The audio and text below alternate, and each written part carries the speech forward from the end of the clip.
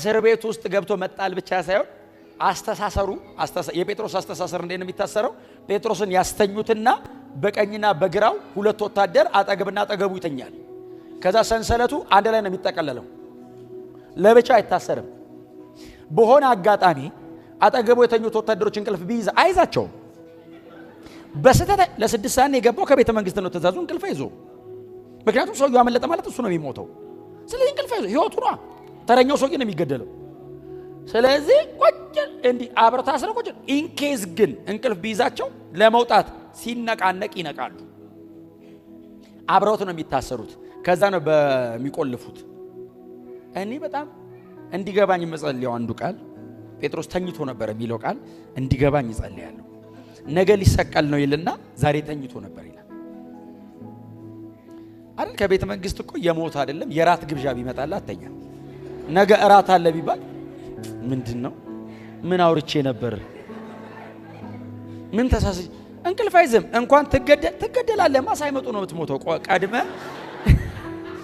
ነው የምትሞተው። ጴጥሮስ ይኸውላችሁ ስሙኝ፣ የተቀባ ያድናል፣ የሆነ ነገር ያወጣል፣ እግዚአብሔር ይታደገኛል እንዳይል ትላንት ያዕቆብ ተገሏል። አይ ትላንትና አብሮት ረጅም ዘመን ያገለገለው ያዕቆብ በሰይፍ ሞቷል። ከ12ቱ መካከል በወንጌል ምክንያት የተሰዋ የመጀመሪያ ሰማዕት ነው። ኢየሩሳሌም ቸርች ደግሞ ከስጢፋኖስ ቀጥሎ ሁለተኛ ሰማዕት ነው። ከ12ቱ መሃል ግን በወንጌል ምክንያት የሄደ የመጀመሪያ ሰማዕት እሱ። ያድነኛል እንዳይል ያዕቆብ ሞቷል። አጠገቡ ያሉ ወታደሮችም አንተ ነገ ተሰቅለ እኛ ቤታችን ሄደን ባደረን። ሁሉም ነገር እንደሚሞት ነው የሚነግረው። ያው እሱ ተኝቷል በሰላም።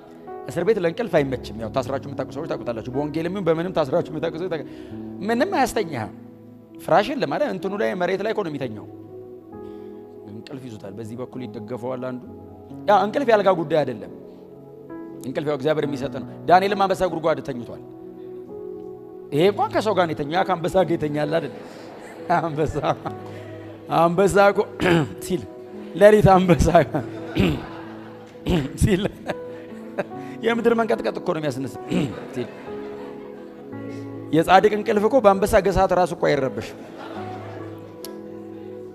ይሄኛውን ተደግፎት ይተኛል። ተነስ ይለው ይሄኛውን ይደገፈው ታለጥ ብለ ነገ ሊሰቀል ነው እሱ ይተኝቷል።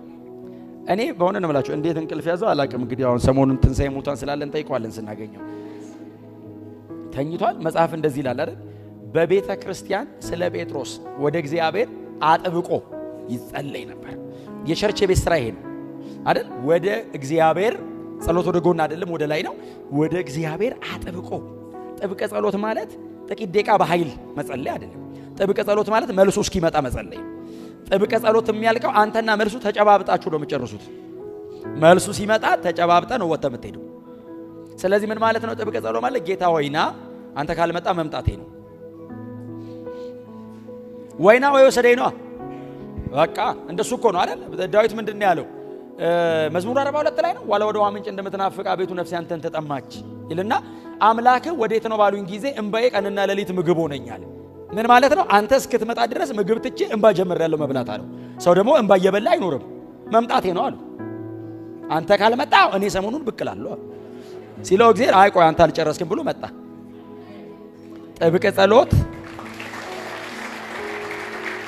ስለዚህ ወደ እግዚአብሔር ጥብቅ ጸሎት ማለት ምንድነው? ትላንትና ያዕቆብ እንደ እግዚአብሔር ፈቃድ በዚህ መንገድ ሄዷል። በቃ ጀግና ነው፣ ሰማዕት ነው፣ ታማኝ ምስክር ነው። በወንጌል ምክንያት ነው አይደል የተሰዋው? ልክ ራዕይ ምዕራፍ 2 ላይ ነው ታማኝ ምስክር አንቲጳስ በከተማችሁ መካከል እንትን ብሏል የሚለው። ልክ እንደ ታማኝ ምስክር ነው። ለወንጌል ክብር ነው ለወንጌል መሞት። ኖርማሊ ነው ሰዎች ስራ ስላልጨረሱ ይቀጥላሉ እንጂ መጨረሻ ላይ እኮ እነሱም ሄደዋል። እኛም እንሄዳለን። ስራ ስላልጨረስክ ዛሬ ትሻገራለህ እንጂ የሆነ ቀን እንሄዳለን። እምትሄዱ ቀን ደግሞ መጥቼ ደግሞ ትሄዳላችሁ እላለሁ። አሁን ስላልጨረሳችሁ ነው ትቀጥላላችሁ የምለው። ትሄዳላችሁ ስል ዝም አላችሁ። ልክ ነው። እንኳን ዝም አላችሁ። ክብር ለኢየሱስ ይሁን። ትላንትና ያዕቆብ ሞቷል። ዛሬ ጴጥሮስ እንዲሞት አንፈልግም። ጥብቅ ጸሎት ስለ ጴጥሮስ ነው። ርዕሱ ጴጥሮስ ነው ማለት ነው። ወደ እግዚአብሔር ይጸልያል። ኢየሩሳሌም ቸርች ደግሞ ታውቃላችሁ በጣም የፕሬየር እንትን ናት። ቸርች ተዘግታ እነ ማርቆስ እናት እነ ማርያም ቤት ነው። ማርቆስ ወንጌልን የጻፈው ሰውዬ ማለት ነው። ማርቆስ ዮሐንስ የሱ እናት ቤት አላት እና እሷ ቤት ነው የሚጸልይ። ቸርች ዝግ ነው። እሷ ቤቷን ለጸሎት ሰጣ። በጣም የተባረከች ሴት ናት። ለዛ ነው እግዚአብሔርም ያው ልጇን ወስዶ አገልጋይ አድርጎ አንድ ወንጌል እንዲጽፍ አደረገው። እንደውም የመጀመሪያው ወንጌል እሷ ልጅ ነው የጻፈው። ሉቃስና ማቴዎስ እንደውም እሱን እንደ መሰረት ተጠቅመው ነው የጻፉት። በጣም በቃ ወንጌላዊ ያደረገላት ልጇን ከኢየሱስ ጥምቀት እስከ እርገቱ ከዮሐንስ ጥምቀት እስከ ኢየሱስ እርገት ግጥም አድርጎ 16 ወንጌል በጣም የታጀበ ወንጌል ጻፈ እና የእንባዋን አይቶ ነው በልጇ ነው የከፈላት። አሜን በሏ። እና እሷ ቤት ይጸልያል። እግዚአብሔር ጸሎት ሰማ አይደል? ጴጥሮስ ይፈታ ይሉ በቃ በልሳን ይበሉ ግሪክ አረማይስጥ ይበሉ በቃ ጸሎታቸው ጴጥሮስ ይፈታል። ሰማ ከሰማይ ሲሰማ ጴጥሮስ ይፈታ ጴጥሮስ ይፈታ ጴጥሮስ ይፈታ የታለ ጴጥሮስ ብሎ ሲል እስር ቤት ጸሎቱ እዚህ ጋር ነው። ተቀለጠ አይደል? መሬት ላይ ስትሆን ነው ከቸርች እስር ቤት ሩቅ ነው።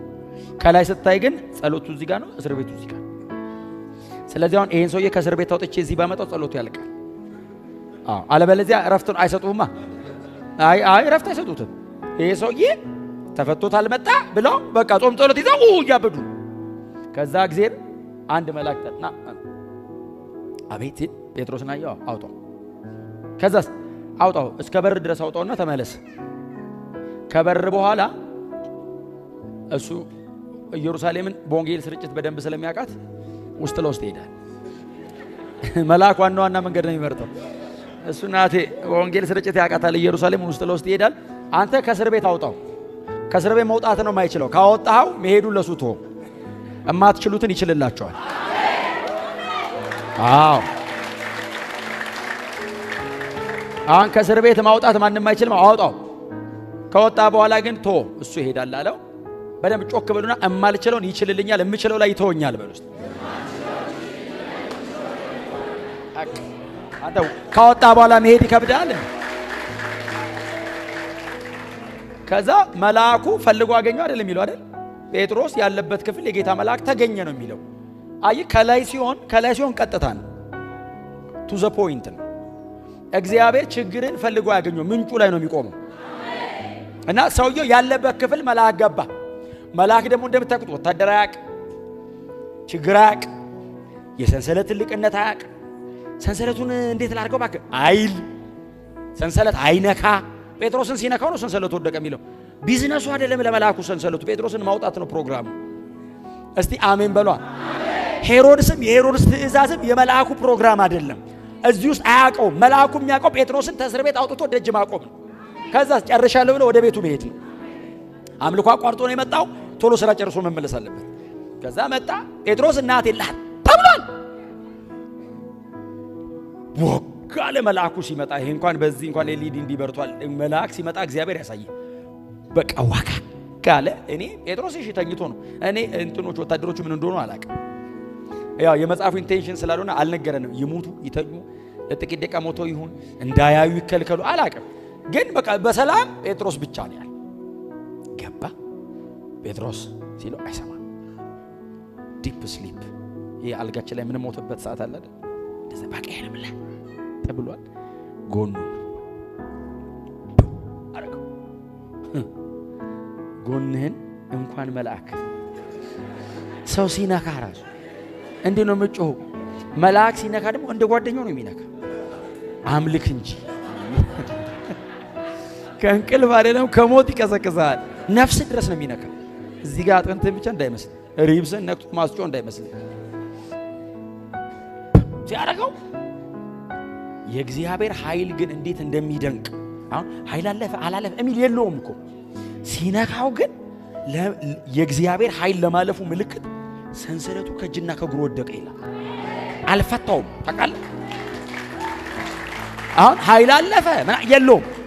ሲነካው ለማለፉ ምልክት ተወ። ሲያደርገው ረገፈ። የእግዚአብሔር የሆነው ይነካል፣ የእግዚአብሔር ያልሆነው ይለቃል። የሄሮድስ ነው፣ የእግዚአብሔር አይደለም። ልክ ሲነካው ተላዩ ላይ ያደርጋል። ጮክ በሉና አጠገባቸው ያለው ሰው የጌታ የሆነው ይነካል፣ የጌታ ያልሆነው ይለቃል በለው። ስሙኝ መልአኩ አሁን አይቶት ወደቀ አይደል? ሰንሰለቱ አይልም። አፍተር ኦል ቢዝነሱ አይደለም። የሰንሰለት ግዝፈት አጀንዳው አይደለም። መልአኩ ተነስ። መልአኩ ወታደራዊ ነው። ተነስ። የታዘዘውን አደረገ የሚል ቃል አለ። እንዳዘዘው አደረገ የሚል ቃል አለ። ትእዛዝ ነው ማለት ነው። አሁን ኢየሱስ ቢሆን አያዘው አይደል? እስቲ ብዙ ገረፉ ሰው ነበረ ያውቀዋል። ኢየሱስ ሰው ነው፣ ቁስል ያውቃል። መልአክ ቁስል ያውቃል። ተነስ ነው የሚልህ። እግር በእግር ብረት ተላልጦ ጀርባ ተተልትሎ አያውቅም ቁስል። ተነስ ሲለው ብድግ አለ ይላል። ብዙ ገርፈውኛል እንዴት ልነሳ? የለም መልአክ የለም። ጴጥሮስ እናቴ መልአክ ያውቃል። ሉቃስ እንትኑ ኦርደሩን ጠብቆ የአይን ምስክር ከነበሩ ተጻፍኩ ያለው አይደል? የዘካርያስ አፍ ዘጋው የሚለውን የሰማው ከጴጥሮስ። መልአክ ካልታዘዝከው ምን ሊያደርግ እንደሚችል ለሉቃስ ጴጥሮስ ነግሮታል። እኔ በእግዚአብሔር ፊት የምቆም ገብርኤል ነኝ እመናገረውን አላመንክምና ብሎ ዘግቶት ነው አይደል ሄደው። በጣም የምስራች ተናጋሪ ገብርኤል፣ በጣም የምስራች እያለ ነው የሚመጣው ገብርኤል ሁሌ። የምስራች ተናጋሪው አፍ ከዘጋ አሁን ሚሊተሪ ዋናው ሚካኤል ቢመጣ አስበዋል። ባያምን ቋሚ ነገር አድርጎልን ነው የሚሄደው። ይሄ እንኳን ነገ እንዲከፈት አድርጎት ነው። ያኛ ወይ ይዞት ሄዳል። ዋናውን ነገር በጽሁፍ ነው የምትገባባው። መልአክ ስለሚያውቅ የፈለገ ቢገርፉት የፈለገ ግርብረት እጅና እግሩ ላይ ቢቆይም ቢላላጥም ተነስ ይለው ብድግ አለ ይላል። ጫማን አጠልቃለሁ ቁስሉ ላይ አጠለቀ። ታጠቅ ታጠቀ። ደርብ አለ ደረበ። ተከተለኝ እኔ ያለው ተሸክሞ ወጣው የሚል የለም አይደል? ዮሐንስ 21:18 ላይ እኮ ኢየሱስ ወደማትፈልገው ተሸክመው ሲወስዱ አርጅተህ ትሞታለህ ነው ያለው። መልአኩ ተሸክመው አይልም። ምን ማለት ነው? ገና ነህ እያለው እኮ ነው። ተሸክመው ሲወስዱ አይደል እንዴት ትሞታለህ ያለ? አዎ ተነሳ አሁን ተከተለኝ እንጂ ሲራመድ ገና ነህ። መልአክ ቢመጣ ጌታ የነገረን ነው የሚያስታውስ። አዲስ ነገር አያደርግም። ኢየሱስ እንዲህ አልነገረህም ወይ? ነግሮኝ ነበር። ታዲያ ምንድነው የምትሰራው? ተነስ። ማጥለቃቀቶ መደረባቀቶ መታጠቃቀቶ ተሸክመው ሲወስዱ አርጅተህ ትሞታለህ ብሎታል ኢየሱስ። ገና ነህ እኮ መታጠቅ ትችላለህ፣ ማጥለቅ ትችላለህ፣ መደረብ ትችላለህ። እና ሰው ገና የሚሸከም አይደለም። አንተ ገና አልጨረስክም። ሄሮድስ ጨርሳል፣ ኢየሱስ አልጨረስክም አላለም? የዛሬ 15 ዓመት ዮሐንስ 21 ላይ ወደ አባቱ ላይ ሲል አልነገረም? ከ15 ዓመት በኋላ ገና ነህ እኮ። ታዲያ አንተ አንድ 15 ይቀራል። 35 ዓመት ያገለገለው ሰውዬው አንድ 15 ይቀራልና ተከተለኝ አለው። ደስ የሚል ቃል ተከትሎት ወጣ የሚል ቃል አለ። ሰውዬው ጴጥሮስ በጣም ታዛዥ። እሺ ተከትሎት ሲወጣ እኛ ትንሽ እንትን ነው እንደው ባላምሮ ሁንና ተኙ ብዬ ልመን። የታሰሩት አብረው ተኝተው የቆሙት ምን ሆነ? እኔ እኮ በር ላይ ቆሟል። ሁለት እኮ አሉ እንደ ቀጥ ብለው እሱም ብቻ የሚያዩ። ጴጥሮስ መልአኩ ከፊቱ ሲወጣ እነሱ ያያሉ። እየወጣ እኮ ነው። ይሄ አይን ያው እየተባለው ብቻ ነው የሚያዩ። እንደምታውቀው አቴ ከተባለ አይ ልብ እኮ ነው የሚያዩ ሲሉ ሰምታችሁ አታውቁ? እቺን ሊጋርዳት ይችላል። እና ጴጥሮስ እየወጣ እያለ ቀድም የገረፈው ወታደር እኮ ነው ቆሞ እንዲህ ቀጥ ብሎ ቆሟል። ባጠገቡ ሲያልፍ አይ በሰላም ወጣ። የመጀመሪያውንና ሁለተኛውንም ዘብ የሚል ቃል አለ። ዘብ ማለት በር አይደለም ጥበቃ ነው። ሁለተኛውን በር ላይ ያለውን ጥበቃ አለፈ። ሶስተኛው በር የዛሬ ጥበቃ የለውም ወይ ጥበቃው ማማ ላይ ሊሆን ይችላል። ሶስተኛው በር ዋናው በር የብረቱ መዝጊያ የሚል ቃል አለ። እኔ የራሱ እንዲገባ ይጸልያል። እናንተ በጣም ጥሩ ሰዎች ስለሆናችሁ ነው በቀላሉ ያመናችሁት እንጂ የብረቱ መዝጊያ ምን አለ ነው የሚለው። አውቆ ከሚለው በፊት ራሱ የሚል ቃል አለ አይደል? ራሱ የሚል እኮ አለ። ሰው አልከፈተው፣ መልአኩም አልከፈተው። የብረቱ መዝጊያ ራሱ አውቆ ወይ ሰሙኝ። ብረት ያውቃል ወይ? አትፍሩ። የተማራችሁትን መልሱ። ብረት አያውቅም። ዛሬስ ራሱ ብረቱ አውቆ ምን ማለት ነው? ብረት ለጥቂት ደቂቃ ወደ አይምሮ ተመልሶ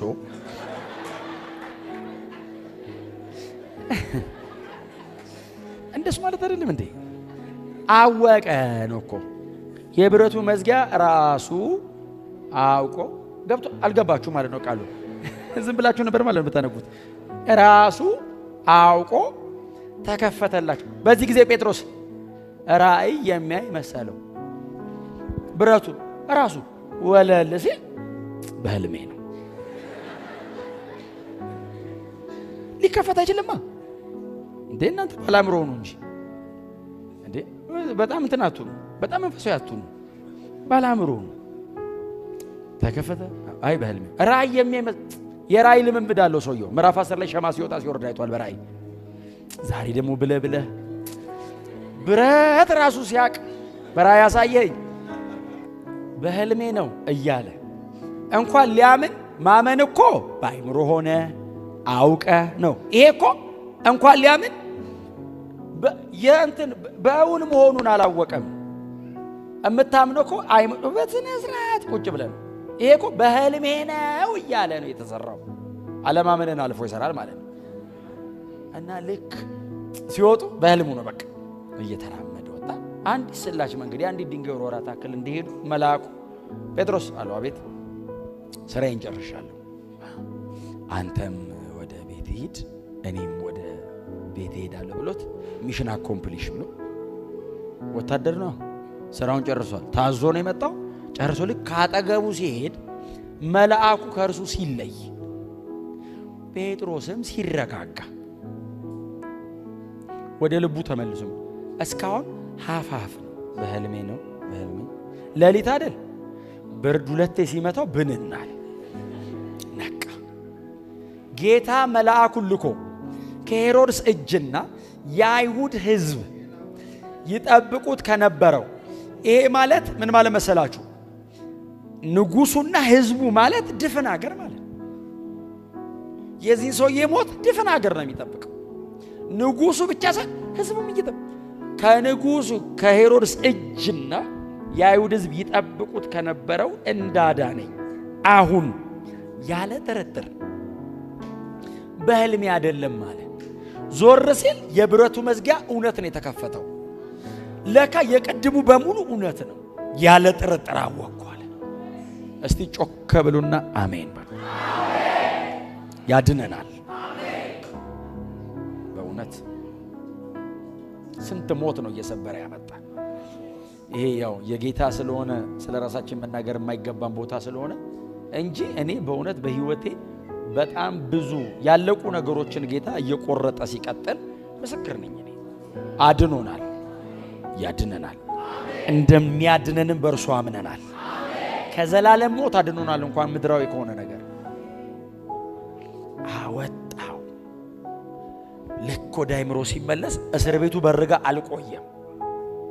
ምክንያቱም አይታወቅም የሚፈጠረው ነገር በእኔ ብሎ ውስጥ ለውስጥ አድርጎ የቁጥር 5 ጸሎት ወዳለበት ወደነ ማርቆስ እናት ወደነ ማርያም ቤት ሄድና ጸሎቱ አዳር ነው ማለት ነው። አዳር ጸሎት ጥሩ ነው። ቸርች አዳር ነው ማለት ነው። ታሪክ የፋታ ጴጥሮስ የላቃቅ የቄሳር መንፈስ የሄሮድስ መንፈስ ያኔ ጠቋር ምናምን የለም። መናፍስቱ ራሱ የሚሰራው ቄሳር ላይ ነው። ቄሳር ነው አምላክ ነኝ የሚለው ቄሳር ነው። እነ ጢባሪዎስ ቄሳር አጋንንቱ እነሱ ላይ ነው ያለው። የማታ ነፍሰ ገዳይ ይላል ጴጥሮስ እናቴ መጥቷል። የጸሎት መልሱ በር ላይ ነው። ወስቲ ጸልያሉ ይላሉ። እግዚአብሔር ተሰማይ ጸሎቱን መልሶ በር ላይ ነው ያለው። የጸሎት መልሱ በር ያንኳኳል። ሲያንኳኳ ጊዜው ትንሽ ጥሩ ስላልነበር ከባድ ነው። ቸርች ዝግ ናት። ማን እንደሆነ አይታወቅም። እና እነሱ ውስጥ እየጸለዩ ነው። ምግብ የምታበስል የምታገለግላቸው ሮዴ የምትባል እህት ነበረች። ሮዴ አሏት።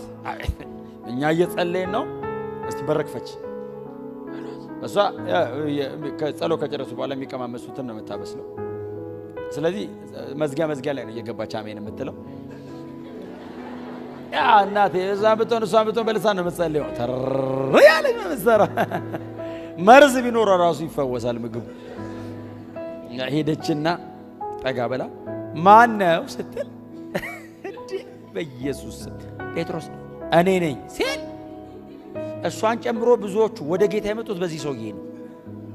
ድምጹን ታቋለች።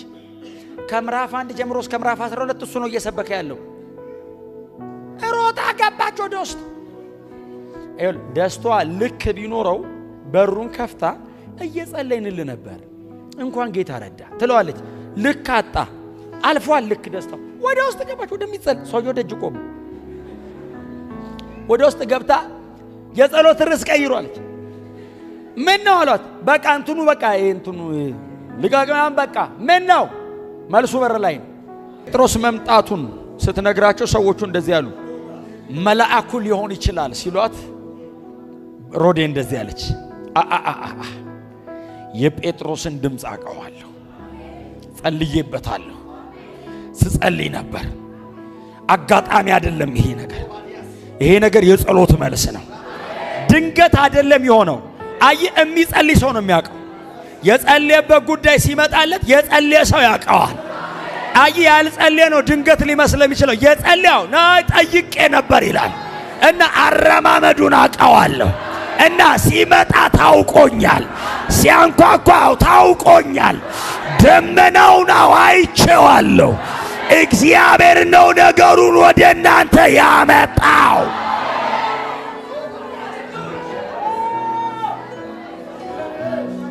ተናግሯችኋል፣ ሰምታችኋል። የተናገራችሁን ነገር እስኪያደርግ በፍጹም አይተዋችሁ። አንድ ነገር ልንገራችሁ ጨርሻለሁ። ጳውሎስ እንደዚህ አለ፣ አውራቂስ መርከብ ሰባብሮ ሁሉም ሽርፍራፊ እንጨት ላይ ተደግፈው ቆመው ጠርዝ ላይ ቆመዋል። ለመኖር የነበረ ተስፋ ተሟጠጠ ይላል። አንዱ እዚህኛው ጠርዝ ላይ ነው፣ አንዱ እዛኛው ጠርዝ ላይ ነው። ጳውሎስ እንደዚህ አለ፣ ቀንና ሌሊቱ ጠፍቷል። የመርከቢቱን ጭነት ከማውረድ አልፎ መርከብ ተሰባብሮ ሌሊት ላይ ጳውሎስ አንደኛውን ጠርዝ ይዞ ቆሞ እያለ የጌታ መልአክ መጣ። የሚጸልይልህ ሰው ሊመጣ አይችልም። እዛ ሩቆ ነው ይጸልይልሃል። የጌታ መልአክ መጣና ጳውሎስ አለው፣ ባህር ላይ ነው። ጳውሎስ አለው፣ እኔ ጳውሎስ ራሱ እንዴት እንዳየው መልአኩን አቤት አለው፣ አትፍራ። ፈርቷል ማለት ነው። ለመኖር የነበረ ተስፋ ፈርቷል። አትፍራ ሲለው ፍርሃት ይለቀዋል። እሺ ሲለው ገና በቄሳር ፊት ትቆማለህ። አውራቂስም ባህሩም ቅዝቃዜውም የመርከብ መፈራረሱም መጨረሻ አይደለም። ቄሳር ፊት ትቆማለህ አለውና እንደዚህ አለው፣ አንተ ብቻ አይደለህም አብረው ያሉትን ሁሉ ሰጥቻለሁ። ከዚህ ውስጥ አንድም ነፍስ አይጠፋም። በጠዋት ጳውሎስ እንደዚህ አለ፣ ኑ አላቸው። አቤት አሉ። የእርሱ የምሆንና ሁልጊዜ የማመልከው አምላኬ ትላንትና ማታ መልአኩን ልኮ ነበር። እስቲ ጮክ በሉና አሜን በሉ። ዛሬ ወደ ቤታችሁ ሄዳችሁ እግዚአብሔር ብሎኛል ትላላችሁ። ጳውሎስ እንደዚህ አለ፣ የእርሱ የምሆንና የማመልከው አምላኬ እንዲህ አለኝ፣ ጳውሎስ ሆይ አትፍራ፣ አንተ ገና ቄሳር ፊት ትቆማለህ፣ እነዚህም ሁሉ አንዳቸውም አይጠፉም ብሎኛል። እንዲህ አለ ጳውሎስ፣ እንደተናገረኝ እንዲሁ እንዲሆን አምላኬን አምነዋለሁ። ስሙኝ፣ ቀጥሎ ያለው ቁጥር አውራቂስ በረታ የሚል አይደለም፣ በነፋስ ተገፍተው ወደ ዳር ወጡ የሚል። ይኸውልህ በቅድምና በበኋላ መካከል እግዚአብሔር አሁን ጣልቃ ገብቷል። ቅድም ጠርዝ ይዘህ ቆመ፣ መርከብ ስባሪ ላይ ሆነ መተ ሊሆን ይችላል። ከዚህ ስትወጣ ወደ ዳር ደረሱ የሚል ይዘህ ነው የምትሄደው። እኔ ለአንድ ሰው ዛሬ እርግጠኛ ነኝ እግዚአብሔር አምላክ የተቆረጠ ነገር ይቀጥለዋል። እንደ ሰው አብቅቷል ያልከው ነገር እግዚአብሔር ዛሬ ማታ እጁን ልኮ ታምር አድርጎ ይቀጥለዋል። አንሱ እጆቻችሁ። ረሃቲታ ኮስታዲዳ ባሽ ቬላሊካ ቶታ ፓርጃኒ ካማሲያ ባራሃቱላ ያማርዳኖ ሃሌሉያ። ጴጥሮስ እዚህ ቤት እየመጣ ነው። ጴጥሮስ አንተ ቤት እየመጣ ነው። የጸለይሽበት ጉዳይ አንቺ ቤት ደርሷል።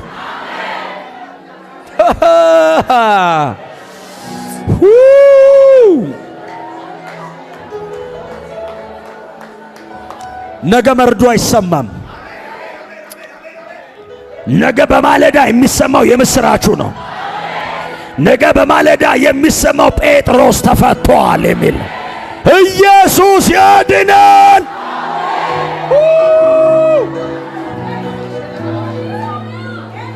እነ ማርያም በማለዳ እየሳቁ ከቤታቸው ይወጣሉ። እነ ማርቆስ ዮሐንስ እየሳቁ ይወጣሉ። የኢየሩሳሌም ቤተ ክርስቲያን ቅዱሳን ፈገግ ብለው ይወጣሉ። ምን ነው ብትሏቸው ትላንትና ለሊት ጸሎት የተመለሰ የጸሎት መልሴ በሬን አንኳኩቶ ገባ። አዎ ሄደን አላስፈታንም፣ ያለንበት መጣ። እግዚአብሔር መልሱን ያላችሁበት ድረስ ይልካዋል። የተንበረከክሽበት ቦታ ድረስ መልሱ ይመጣል። ኦልዳሊካት ሮስ አልፋቲታ ኖስታሊካቲያማ አይ ሻኒና ጋዳጃ ጋባጋያ የተለየ መንፈስ አለ። ዛሬ የተለየ መንፈስ አለ።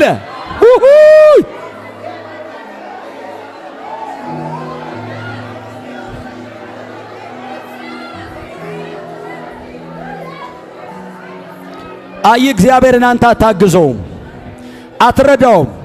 የተንበረከክበት ቦታ ድረስ ይልከዋል። አይ ሄዳ አታስፈታውም፣ ራሱ ፈቶ ባድራሻ ይልከዋል። የጸሎት መልስን ተጋግዛ አይደለም የምታመጣው፣ እግዚአብሔር ራሱ ቦታው ላይ ይልከዋል። ከተንበረከክበት እንዳትነሳ፣ ነገሩን ለማምጣት መንገድ እንዳትጀምር ተንበረከክ። ነገሩ ራሱ ይደርሳል። ነገሩ ራሱ መለኮት ይሸኘዋል። ኢየሱስ ያድናል።